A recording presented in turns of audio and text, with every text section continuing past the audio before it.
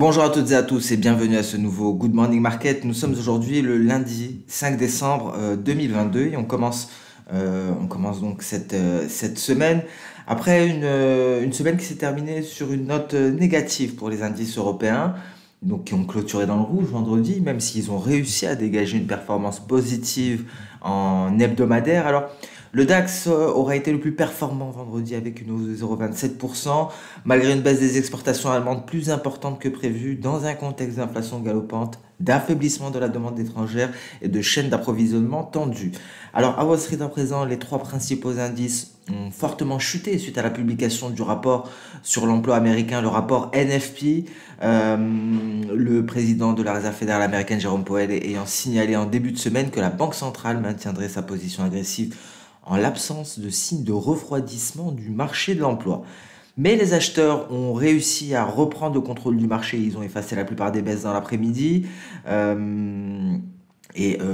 Concrètement, hein, ce rapport a fait état de 263 000 créations d'emplois non agricoles au cours du mois de novembre. Le salaire horaire moyen a augmenté de manière inattendue de son côté. Euh, une publication qui contraste avec le rapport ADP, hein. Très souvent, effectivement, il y a une décorrélation entre le rapport ADP sur l'emploi et le rapport NFP. Alors, à part cela, on notera que Moody's a confirmé la note de crédit de la France à AA, mais a abaissé les perspectives de stable à négative, alors que le ralentissement de l'économie pèse sur les finances publiques. Sur le volet des matières premières à présent, beaucoup de choses, toujours sur le pétrole, hein, qui est pris en étau entre de nombreuses nouvelles en provenance de Chine, en provenance des pays membres de l'OPEP+, les pays producteurs.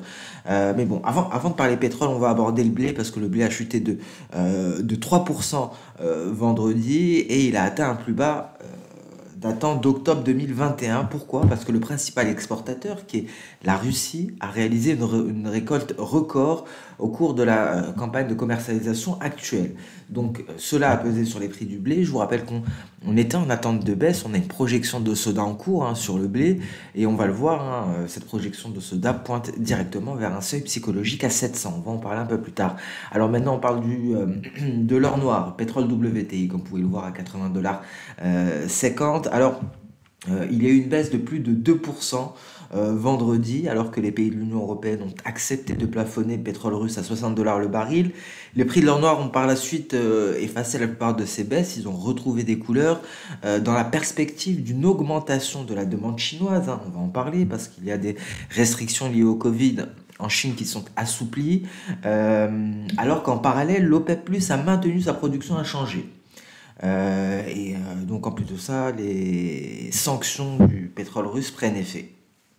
On notera que la prochaine réunion de l'OPEP+ est prévue le 1er février 2023. Et donc, face au plafonnement du pétrole russe, le ministre russe de l'énergie Novak a déclaré que la Russie ne fournirait pas de pétrole au pays qui adopte le plafonnement des prix à 60 dollars le baril, même si cela entraîne une baisse de la production pétrolière en Russie.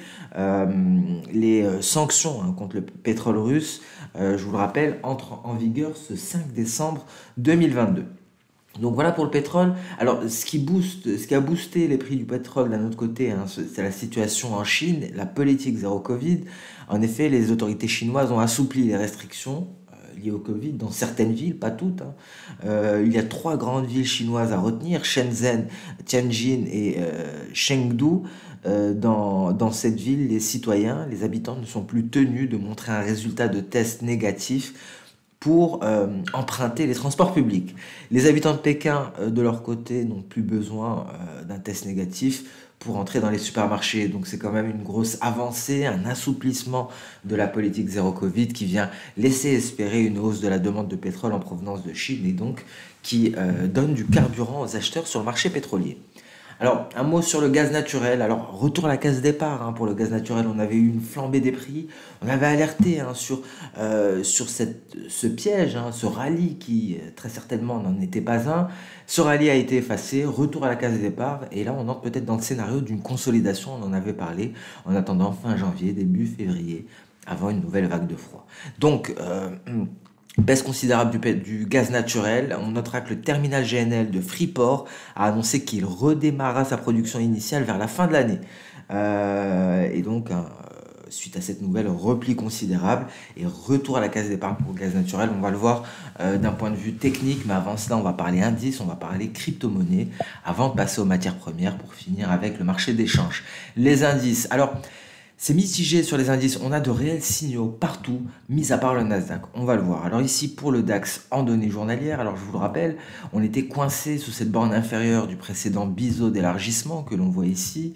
Alors on a réussi à percer, assez timidement, mais on a percé quand même. À présent, se dresse devant nous la résistance à 14 700 points.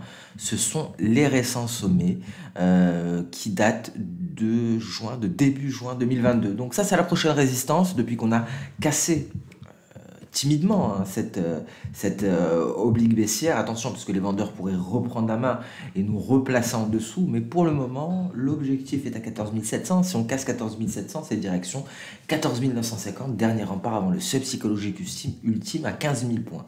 S'il y a une mauvaise nouvelle, prudence. Alors aujourd'hui, hein, concernant le calendrier économique, on prendra connaissance hein, de données PMI en provenance d'Europe et également en provenance des États-Unis. C'est ce qui devrait driver le sentiment à très très court terme. Donc voilà, on pourrait invalider cette cassure aujourd'hui, prudence à ces données-là, même si ces données ne devraient pas modifier durablement le sentiment de marché, on pourrait avoir un changement de sentiment de marché à très court terme et donc des vendeurs qui reprennent la main et on le voit, hein, le prochain support est très loin à 13 939 points. Donc un DAX qui nous a délivré un signal, mais qui reste hésitant. En données H4, on a un support, c'est le nuage. On pourrait le traverser assez facilement. Vous voyez, on a déjà testé le bas de nuage et on a un twist ici. Donc, on reste extrêmement prudent parce qu'on pourra assister à l'invalidation de la cassure de ce niveau-là, ce qui se matérialiserait en H4 par une traversée de nuage par le twist. Donc, prudence et mère de sûreté sur le DAX, même si on a tout de même un beau signal, un signal qui n'est pas visible pour le Nasdaq. On a des signaux partout sur les indices, mais pas sur le Nasdaq. Vous voyez ici, pas de signal. Le Nasdaq est en train de longer le nuage, il n'en sort pas, il longe la borne supérieure, et donc pas de signal pour le moment. On reste sous le seuil psychologique des 12 000 points. Il faut sortir du nuage pour espérer s'attaquer à cette moyenne mobile ici, moyenne mobile à 200 périodes, qui sera donc une résistance de taille. Vous voyez ici, hein, la dernière fois qu'on l'a testé, les acheteurs se sont donc écrasés contre un mur et les vendeurs ont repris la main pour un repli considérable. Après le test, on a perdu près de 28%. 27% depuis la dernière fois que l'on a testé cette moyenne mobile à 200 périodes. Donc c'est la prochaine résistance si le Nasdaq parvient à sortir par le haut du nuage. Donc pas de signal sur le Nasdaq, pas de cassure. On en a une sur le DAX. En données H4, vous voyez, la faiblesse du nuage nous indique qu'on est quand même très proche d'un repli et que si les vendeurs venaient à reprendre la main, on pourrait revenir assez rapidement à 11 535 points. S&P 500, on l'a eu le signal. Le signal, c'était la cassure de la moyenne mobile de 100. C'est celle qu'on cherche à atteindre sur le Nasdaq. Elle a été atteinte sur le S&P 500. On a eu la sortie de nuage par le haut, vous voyez. Et donc, c'est le retracement de Fibo à 38,2% qui a freiné les hausses. Mais il y a déjà un signal ici. Si on repasse sur la moyenne mobile de 100, prudence, le prochain support est à 3913. Donc ici, il y a un réel risque baissier de par la marge de manœuvre à la baisse qui s'offre aux indices. On en a déjà parlé hein, pour le Nasdaq, on n'a pas donné de niveau, mais on a ici la Tenkan et ensuite on aura la Kijun. Et la Kijun, en cas de baisse sur le Nasdaq, ce serait un objectif assez cohérent parce que cela correspondrait au prochain obstacle de la lagging span. Vous voyez, en cas de baisse, la lagging span se replie, elle rencontrerait cette zone d'obstacle ici au moment où les cours rencontreraient la Kijun. Hein. Sur le DAX, on l'a dit, le prochain niveau à aller chercher, ce sont les récents sommets et donc on revient à présent sur S&P 500. S&P 500, c'est le retracement de Fibo à 23,6% confondu avec la Kijun. En données H4, pareil, on note tout de même une faiblesse ici de nuage, un twist relativement étendu qui pourrait permettre une traversée. Donc attention tout de même à ces données du calendrier économique qui pourraient changer le sentiment de marché à très court terme. Dow Jones, on a déjà eu notre signal ici aussi, hein, je vous le rappelle, seul le Nasdaq ne nous a pas donné de signal. Le signal pour le Dow Jones, c'était la cassure du précédent sommet. donc concrètement, hein, la voie est ouverte vers la prochaine résistance. On a tout d'abord ici, avant un seuil psychologique, on a les 34 940 points, c'est un palier de SSB que l'on retrouve ici, et ensuite on a le seuil psychologique des 35 000 points. Qu'en est-il en données H4? Même topo, on a un nuage en support, mais ce dernier montre une certaine faiblesse prochainement. Donc, pour résumer sur les indices, on a plutôt détaillé, on a des signaux d'achat pour les différents indices, mis à part pour le Nasdaq qui n'est toujours pas parvenu à sortir par le haut du nuage, les autres indices l'ont fait. Mais bon, les signaux d'achat restent incertains, on a une certaine marge de manœuvre à la baisse pour les différents indices si les acheteurs ne parviennent pas à garder la main sur les marchés boursiers. Donc voilà pour les indices, on passerait rapidement sur les crypto-monnaies, il n'y a pas grand changement sur les crypto-monnaies, on retrouve du terrain, on retrouve des couleurs, pardon, on est en train de se redresser, Bitcoin se rapproche des 17 550 dollars, hein, vous voyez, ici on a une pseudo-figure, on peut même l'appeler... c'est une figure plutôt complète, hein, ici, une figure en épaule, tête-épaule inversée. Alors ici, j'hésite beaucoup par rapport à cette figure. Soit elle est là, soit la ligne de cou est à ce niveau-là, donc on a une épaule, la tête et la seconde épaule, soit on éloigne la ligne de cou, et dans ce cas-là, on prend plutôt à ce niveau-là, avec une première épaule ici, une tête beaucoup plus large et une seconde épaule. Alors, ça change quoi? Ça change l'objectif théorique. Donc, dans le premier cas, on a parlé de cette figure en épaule, tête, épaule ici. On va voir le deuxième cas de figure avec la première épaule et la seconde épaule ici, au lieu d'être là. Dans ce cas-là, ce qu'il est important de noter, c'est que l'objectif théorique est complètement différent, étant donné que la ligne de cou est différente, donc la hauteur de la figure est beaucoup plus grande, et donc l'objectif théorique est beaucoup plus éloigné.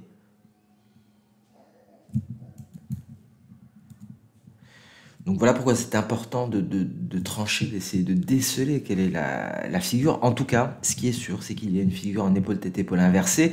Maintenant, laquelle choisir, quelle ligne de cou, et on l'a vu, ça change tout.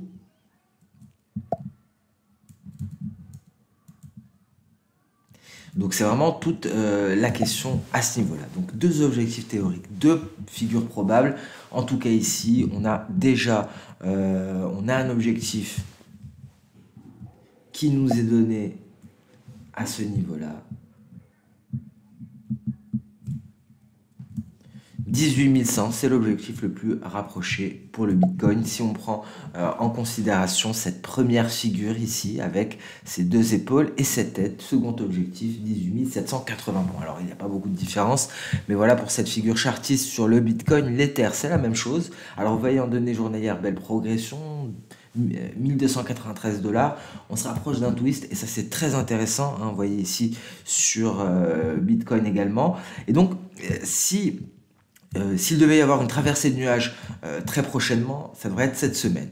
Hein. Sinon, effectivement, il faudrait un réel catalyseur aussi extrêmement puissant avec un nuage qui est en train de s'épaissir considérablement. Donc, c'est plutôt encourageant. Ici, si on cherche la même figure, la voici, figure en épaule, tête, épaule inversée. Si on prend la figure la plus large, on est en train de tester la ligne de cou à l'heure actuelle, ce qui nous donne un objectif théorique aux alentours. C'est vraiment aux portes des 1570, on est aux alentours des 1560 $, il me semble. Donc voilà pour ces figures en épaule, tête, épaule inversée sur les crypto-monnaies. On passe à présent sur le marché des matières premières, beaucoup de choses. Le gold, on a eu notre signal, hein, on en a parlé depuis qu'on était dans cette zone ici. Donc vous voyez, hein, l'hypothèse technique a été validée. On était à ce niveau-là, on envisageait un pullback, un test de la ligne de cou du double creux avant un retour à la hausse. C'est très précisément ce qui a été fait. On a testé la ligne de cou, on repart à la hausse et on casse ici les 1780. Donc on déploie cet objectif. L'objectif donc est à 1957 depuis qu'on a cassé les 1780. Et à côté de ça, on avait déjà un objectif, celui de la figure en double creux. On a reporté la hauteur et c'était 1825 $ environ. Donc, premier objectif, 1825 $, c'est l'objectif théorique de la figure en double creux. Et si on se hisse au-dessus des 1825, on a les 1890, 1923, ce sont des paliers d'SSV, vous voyez, et ce sont les derniers remparts avant la projection de soda. Donc voilà pour le gold, ce scénario, la poursuite de ce scénario nécessitera une poursuite de la baisse du dollar américain qui est sur un important support. Il pourrait rebondir très prochainement, mais s'il casse ce support, l'approfondissement de la baisse du dollar américain sera conséquent. On va en parler lorsqu'on va parler du dollar. Pétrole WTI. Ici aussi, souvenez-vous, avec ce pattern de chandelier japonais annonçait un retournement de tendance. Le retournement de tendance est bel et bien là. On est bel et bien allé chercher la Kijun en données journalières. Ici, ce qui est intéressant en données H4, c'est qu'on a peut-être une figure en épaule-tête-épaule inversée. Décidément, c'est la journée. Ici, on forme encore l'épaule droite. Il faudrait casser la ligne de coût, ce qui nous permettrait d'aller chercher les 92 $ le baril pour le pétrole WTI. Et autant vous dire que si la Chine continue d'assouplir sa politique zéro Covid, les 92 $, on devrait y aller extrêmement rapidement. Mais sur le très court terme, il y a un niveau à casser. Ce niveau, c'est la moyenne mobile à 100 périodes qui est en train de freiner les hausses, qui a freiné la hausse à plusieurs reprises. La première tentative a été un échec à cause de cette moyenne mobile 100, seconde tentative également. Est-ce que la troisième sera la bonne à suivre? Si c'est le cas, les cours du pétrole iront chercher la ligne de coût, et si on casse la ligne de coût de la figure en épaule-tête-épaule inversée, dans ce cas-là, l'objectif théorique se situe à 92 $. Et je vous le rappelle, on ne l'a pas répété, mais à chaque fois qu'on a une figure en épaule-tête-épaule inversée ou en épaule-tête-épaule, à la sortie de la figure, on peut utiliser les projections d'Osoda pour avoir un autre objectif intermédiaire à ce niveau-là. Vous voyez ici, c'est une projection d'Osoda V, donc on a un objectif intermédiaire avant l'objectif théorique qui est éloigné. C'est plutôt pratique d'avoir un objectif intermédiaire lorsque l'objectif final est éloigné. Je vous rappelle, il est à 92 $ parce que c'est une projection V. Non, c'est une projection E. Autant pour moi. Donc ici, dans ce cas-là, ça correspond plus ou moins. La projection de Soda correspond à l'objectif théorique. Alors on revient très rapidement sur les crypto-monnaies. On va le vérifier sur les crypto-monnaies parce que ici, effectivement, ça correspondait très exactement. On va le voir sur l'Ether en données H4. Vous voyez, à la sortie de la figure chartiste, on a un E. Et ici, ça correspond aussi plus ou moins à l'objectif théorique, 1536. Et l'objectif théorique, on avait dit qu'il était aux alentours des 1560. Amusez-vous à faire la même chose sur le Bitcoin. Bien sûr, selon la figure, votre projection de Soda sera modifiée. Mais ici, comme vous pouvez le voir, on a plus ou moins des objectifs théoriques qui diffèrent des projections de Soda. Ça permet d'avoir plusieurs objectifs. Donc on l'a fait sur le pétrole WTI. Malheureusement, ces deux objectifs, celui issu de Soda, qui est un objectif, une projection E, et l'objectif théorique, sont extrêmement rapprochés. Donc voilà pour cette parenthèse théorique. Ici, vous voyez le Natgaz. On s'en doutait lorsqu'on a eu ce rallye-là. On s'est dit prudence. Notre scénario, c'était quoi? Souvenez-vous, il date d'il y a 2 semaines, il me semble. C'est une consolidation sous le nuage. À ce niveau-là, en attendant février, la nouvelle vague de froid aux États-Unis et un éventuel rallye. Et vous voyez comme on y retourne assez rapidement. Vous voyez comme les nouvelles de Freeport, du terminal Freeport, ont entraîné le gaz naturel en baisse profonde, et donc retour dans la zone de consolidation qu'on attendait. Donc maintenant, attentisme par rapport au gaz naturel, et ce n'est que la cassure des 6,470 qui pourrait donc nous laisser espérer un prochain rallye. Alors, le blé, on a vu que le blé s'est clairement replié, vous voyez, ça va dans le sens de nos projections de Soda, on l'attend depuis longtemps, cette baisse du blé. Alors il faudrait qu'elle se poursuive, qu'elle se poursuive, la projection est plutôt éloignée, le seuil psychologique des 700, donc le blé est en train de tracer sa route vers la projection de Soda. On passe à présent sur le marché des changes. Alors ici, comme on l'a dit, le dollar est sur un support très important, un support qu'on a tracé il y a très longtemps, vous voyez, on y est en données journalières. Soit on rebondit, et dans ce cas-là, c'est l'hécatombe sur les matières premières. Le gold se replierait, d'autres matières premières seraient entraînées à la baisse. En revanche, si ça casse, ce serait pour aller chercher un niveau beaucoup plus bas. Cette fois-ci, ce serait pour aller se rapprocher du seuil psychologique des 100 à ce niveau-là. Vous voyez, donc 101 240, dernier rempart avant le seuil psychologique à 100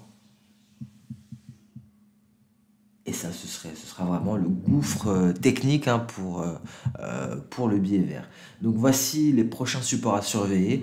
Pour le moment, on est sur un support majeur qui pourrait permettre aux acheteurs de reprendre la main. Donc il faut attendre la cassure de ce niveau-là pour espérer une baisse plus profonde. Vous voyez en tout cas en données H1, on a eu une sortie de nuage par le bas avec un gap baissier et donc approfondissement des baisses. On essaie de retrouver des couleurs peut-être pour aller tester la kill jaune à l'heure actuelle. Et donc cette baisse du billet vert a profité à l'euro-dollar qui nous a fourni un nouveau signal d'achat ici. Et donc l'objectif est à 1,12,384. Il me semble qu'on l'avait abordé. Vous voyez, c'est la projection de Soda E ici. Et sur ce Good Morning Market touche à sa fin. Merci à toutes et à tous pour votre attention.